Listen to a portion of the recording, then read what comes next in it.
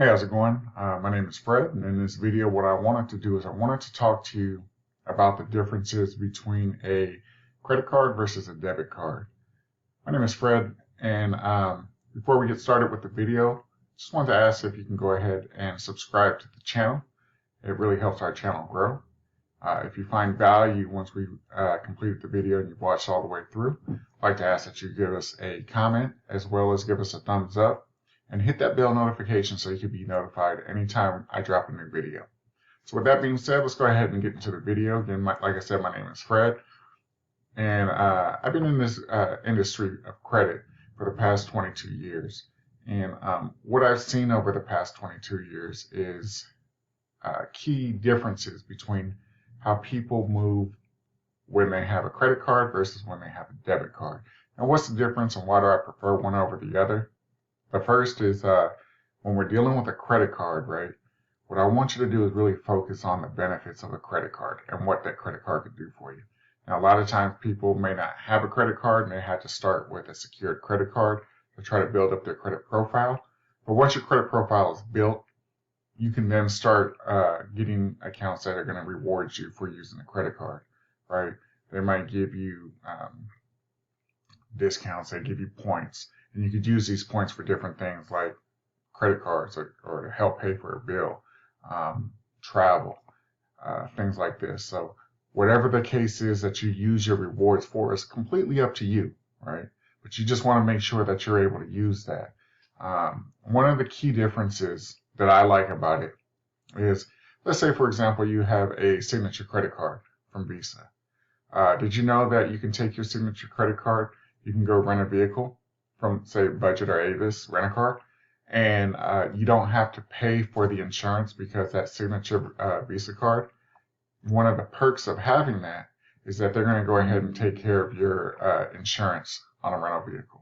Okay, so it's always something that you want to check. You want to check in the terms of the agreement once you get to those types of cards, right? Another thing, let's talk about a debit card, for instance. Now, let's say you lose your debit card, right? Versus losing your credit card. Now, what's the difference? They might be able to go rent up your credit card, right? And you call in and you say, hey, lost my credit card. These are the charges. I don't recognize them. And what they're going to do is they're going to stop that. They're going to send you a new credit card, right? And then they're going to go ahead and reverse those charges and do their investigation. Same thing happens with a credit card, a debit card, I mean. Right? Same thing happens. Same process. You go through the same thing. Hey, I lost my debit card. This is what happened. Right?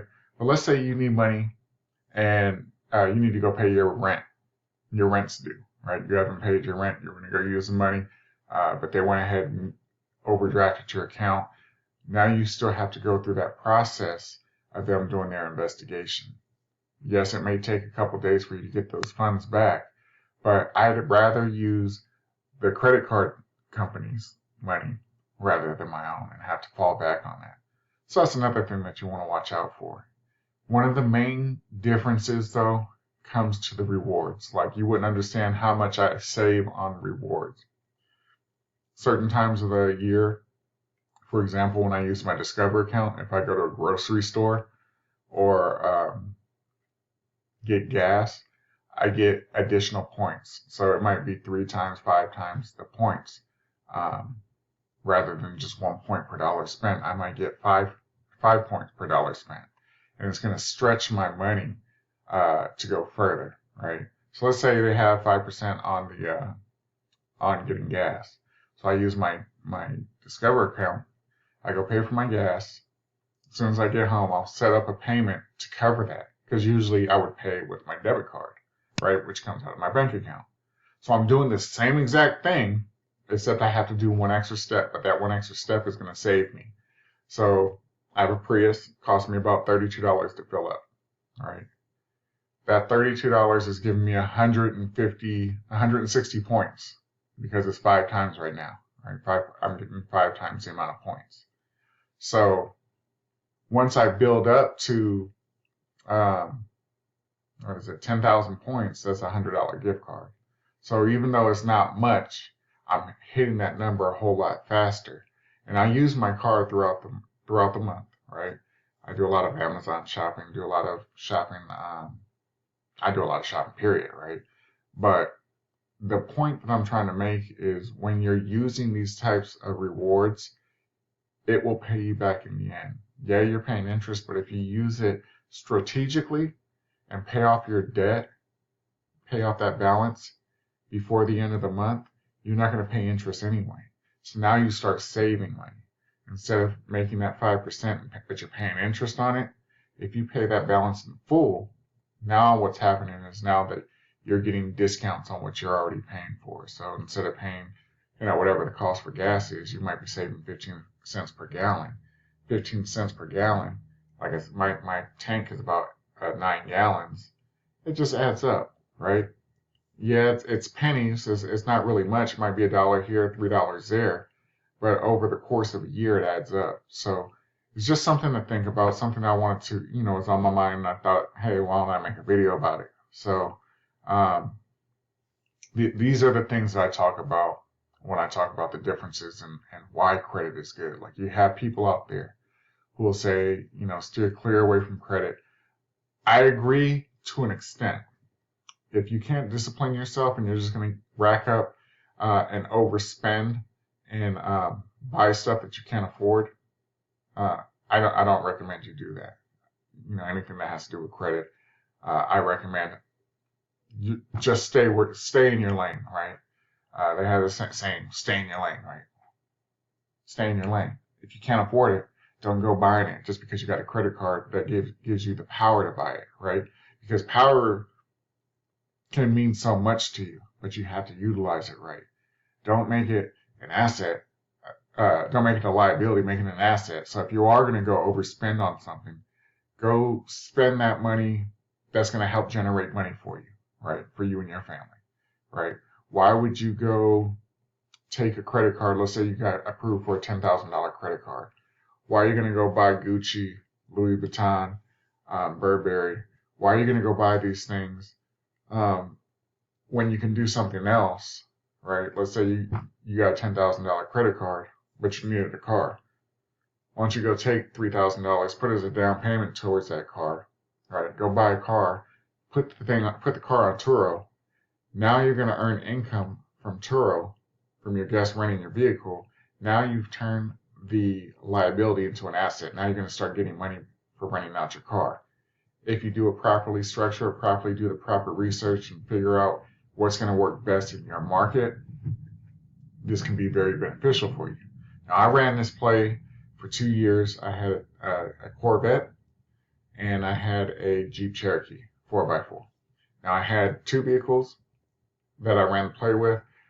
When I saw what it was doing, I said, hey, let me just go ahead and throw my other car in there. So I threw in my Prius, right? So I was running 3 cars through here. I averaged $10,000 profit each year, right? Just from putting the cars on Turo. Now, what was my benefit? My benefit was I was able to drive these brand new cars for free.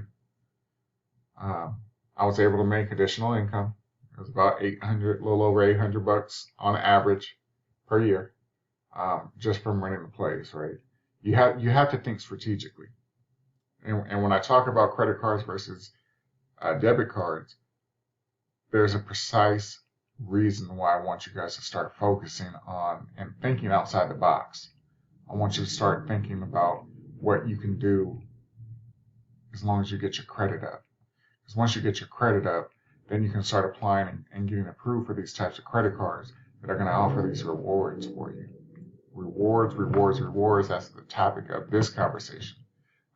Yeah, we're talking about credit card versus a debit card, but I just want to show you the difference on how you can save and buy extra stuff just by using the rewards that you're granted, right?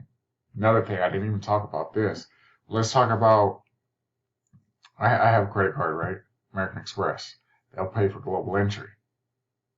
Global entry is, I believe, $110 a year. No, $110. I did not personally apply for it. I went ahead and just did, TSA pre-check, right? Just because it was too much to do the global entry, so I didn't feel like doing all that. It's so much easier to do the TSA pre-check. So I just did the TSA pre-check. I renewed mine. It's good for 5 years. I just renewed it, and it was only $70, right? But since I use my credit card, I'm going to get reimbursed a statement credit for the $70. So that's the reason why we use credit cards. There's so many perks that come with it. You just have to make sure that you apply for the proper accounts and read the terms, make sure that you're in agreement with them. And then once you're able to comply with everything that they're asking for and give them everything that they want, then they'll give you the points that you're asking for, and you'll be able to use those in a different manner. So, like I said, just something to think about. If you found any value in this video, I appreciate a thumbs up. It really helps with the algorithm. Also want to go ahead and let you know to leave a comment.